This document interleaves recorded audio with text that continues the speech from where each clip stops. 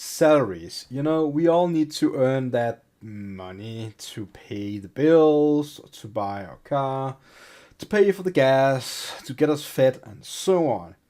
Ha.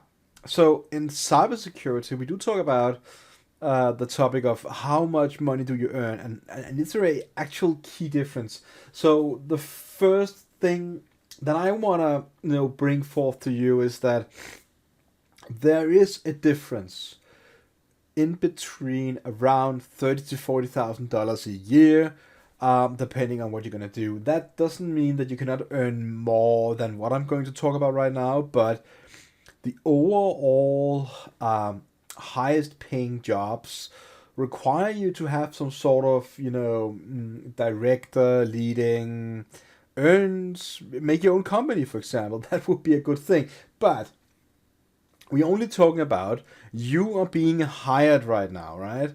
And what should you expect to get?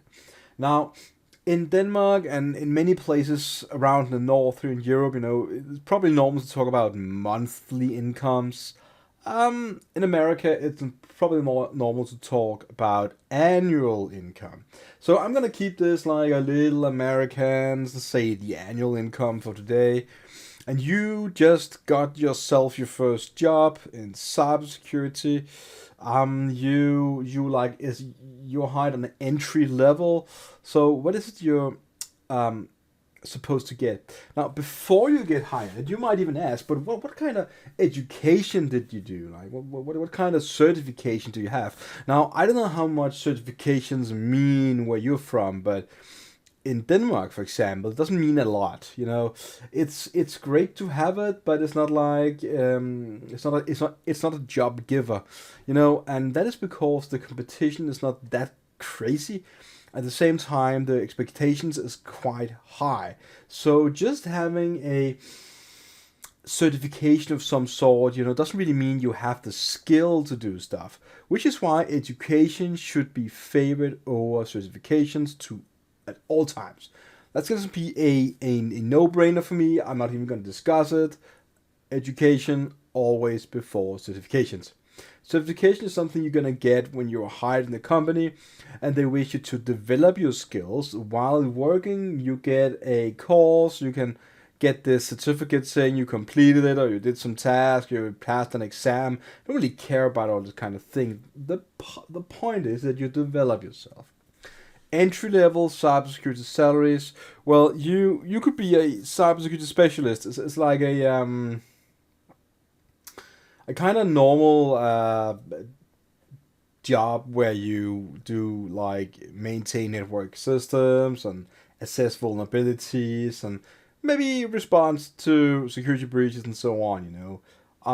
You might even go into risk management, maintaining firewall control, stuff like that, threat hunting.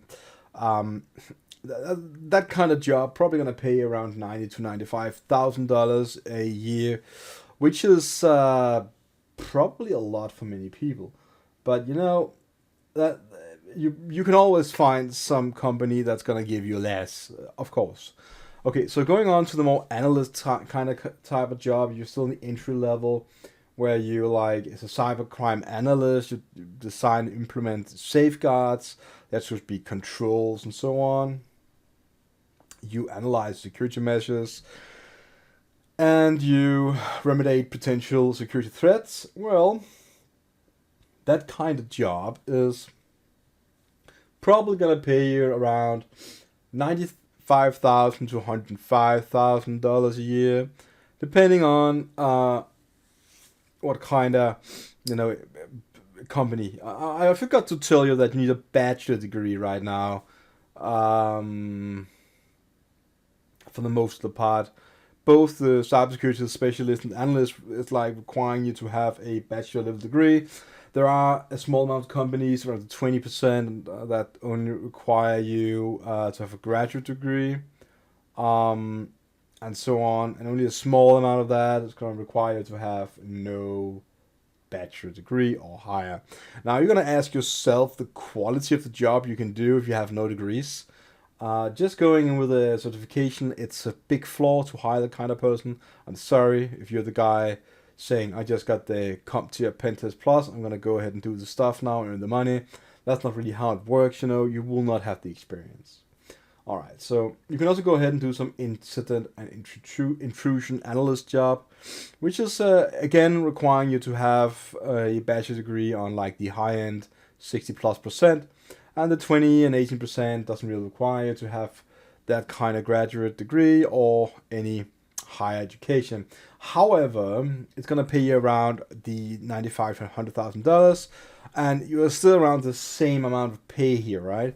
The IT auditor, for example, is another kind of job, which is also gonna pay you around the $95,000 to $100,000, and even more now. You need like up to around 80% of the job offerings require to have some sort of bachelor degree in the field. Around 20% of them doesn't require to have anything. Now, that is the four kind of jobs we're going to talk about. And the incident and intrusion analyst is all about, analyst monitors systems to detect, respond to cybercrime incidents, and so on. And the IT auditor would be the guy that audit existing systems about stuff like security stuff, analyzing this data and the systems and testing them and so on. So, these kind of four entry-level jobs is probably somewhere in the $90,000 to $100,000, all of them. It can go a little up and down, but, it offers you a variety of different kind of, working areas within cybersecurity that's going to enable you to say, I want to do this and that. The pay difference probably not going to do any difference for you. I know dollars is worth a lot compared to money in Denmark, so $5,000, not the same as 5,000 Danish kroner, crowns, so that would probably be 7 times less. So you need to have more. So that's almost, a month pay. I know that, but when you are in that area, it doesn't probably not going to notice it. Anyways, it's just my opinion. You can disregard it if you like that. Now you can go to the mid-level cybersecurity salaries now, and those are all 100,000 plus. You got the cybersecurity analyst, the cybersecurity consultant, and the penetration and vulnerability tester. Now the first one, the analyst, right? For the most of the part, you need to have some sort of bachelor degree. There's a certain chance, not a lower 10%, you're probably going to find that particular title and job without a actual degree, but will you be hired having no degree at all, just a certification? That's debatable. You could probably say gonna start at around the $100,000, $110,000. So now you're getting somewhere. Cybersecurity consultants, which are paid kind of high, does have around a 65-70% chance to require to have a sort of bachelor degree, and there's always a small amount of chance you can get the job even so you do not have a bachelor degree. That kind of job will probably pay around $120,000 a year, which is getting to a quite ridiculous amount of money you can earn from just being in the cybersecurity area. Now, going ahead to have the highest paying job in the mid-entry is going to be penetration and vulnerability tester. Now, there's a really good chance you to have a bachelor degree again. You can, of course, not have it and still get hired to do that. But I'm going to ask you again for the quality of the work you're going to do. So around $125,000 a year this job's going to pay you. And that's really the mid-range. So the advanced cybersecurity salaries, I'm going to have 3 titles left for you. It's called Cybersecurity Manager, the Engineer, and the Architect. Now, this is where the real big bucks is, and if you need to have that, you probably need to have a bachelor degree for all of them right now. Probably even going higher. I haven't talked about master degrees because, well, master degrees can probably be great, but the things you need to learn in order to get a job, usually a bachelor degree is enough to get started, but you cannot just start off as a cybersecurity manager with just a bachelor degree and no experience. So let me just, before I mention the advanced cybersecurity salaries, you have like the entry, the mid, and the advanced. The entry is something you do when you're just done with your education. Then when you gather experience and got some stuff, maybe a certification, I don't care about that right now, but you got some, field experience. You can upgrade yourself to a mid-level something job, and doing the same thing there, upgrading your skills, waiting some years, and you're gonna go ahead and do advanced stuff. You can get pretty far if you're dedicated, have the right education, have your mindset with you, and you know how to learn, you know how to shift whenever there is a change in the field, the industry, and that is something that happens a lot every month, year, decade, whatever you're gonna say, always gonna be a change. So the advanced cybersecurity salaries, the manager, cybersecurity manager, probably gonna have you around 150,000. You talk about what they do. They manage stuff, lead, risk, incident management. Activities for the organization and so on. So it's probably a leading role. You're gonna have some responsibilities, and that's why the pay is higher. You're gonna go ahead and do cybersecurity engineer, and they do maintain security infrastructure and application. Well, a lot more than that. So you're probably gonna get around 130,000 for that. And the last one is gonna be around the same pay as the manager. It's gonna be the cybersecurity analyst, the architect, where they implement security safeguard and develop and manage security roadmaps and so on. So if you wanna learn more about the things that I talked about, you can go ahead and just look in the description below. I copy pasted some text inside of it from a website that gave this statistics back in February 2024, so it's quite new. So this is just the overall idea of what can you earn in the US companies most likely. If you're gonna go to other countries, you're gonna have to expect different kind of pays. For example, in Denmark or Sweden and Germany, all the different countries around where I live, probably gonna give you a different pay for what you're gonna do.